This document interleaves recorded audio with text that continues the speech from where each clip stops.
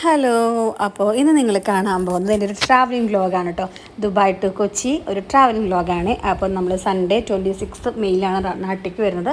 അപ്പോൾ കാലത്ത് ഒരു അവസാന പാക്കിംഗ് എന്നുള്ള രീതിയിലുള്ള സംഭവങ്ങളൊക്കെ പാക്ക് ചെയ്യാണ് കേട്ടോ. ഞങ്ങൾ തലേദിവസം എല്ലാം പാക്ക് ചെയ്ത് റെഡിയാക്കി വെച്ചിട്ടുണ്ടായിരുന്നു. രാവിലത്തെ ഫുഡ് ദോശയായിരുന്നു. ഇത് ഞാൻ ഇന്നലെ ഉണ്ടാക്കിയ കറികളായിരുന്നു കേട്ടോ. സോയല്ല പനീർ കറിയും ചിക്കനും ഉള്ളിച്ചമ്മന്തിയൊക്കെ ഉണ്ടായിരുന്നു. പിന്നെ ഒരു ഗ്ലാസ് ചായയും കുടിക്കുന്നുണ്ട് കേട്ടോ. ഇപ്പം ഞാൻ നാട്ടിലെത്തിയിട്ട് ഏകദേശം 2 ആഴ്ച ആവാൻ പോകുന്നു. എന്നിട്ടാണ് നിങ്ങൾ ഈ വീഡിയോ എത്തുന്നത് കേട്ടോ. ഒത്തിരി ടൈം എന്താ പറയുക, സമയം കിട്ടിയില്ല എഡിറ്റിങ്ങും ചെയ്യാനായിട്ട്. അപ്പോൾ ക്ഷമിക്കാം. ഓക്കെ. അപ്പോൾ രാവിലെ നമ്മൾ ബ്രേക്ക്ഫാസ്റ്റും കാര്യങ്ങളൊക്കെ വീട്ടിൽ നിന്ന് കഴിച്ചിട്ടാണ് കേട്ടോ വീട്ടിൽ നിന്ന് ഇറങ്ങുന്നത്. പിന്നെന്താണ്, ഒത്തിരി മിസ് ചെയ്യും ദുബായിൻ്റെയും അവിടുത്തെ കാര്യങ്ങളെല്ലാം ഒത്തിരി മിസ് ചെയ്യും കേട്ടോ.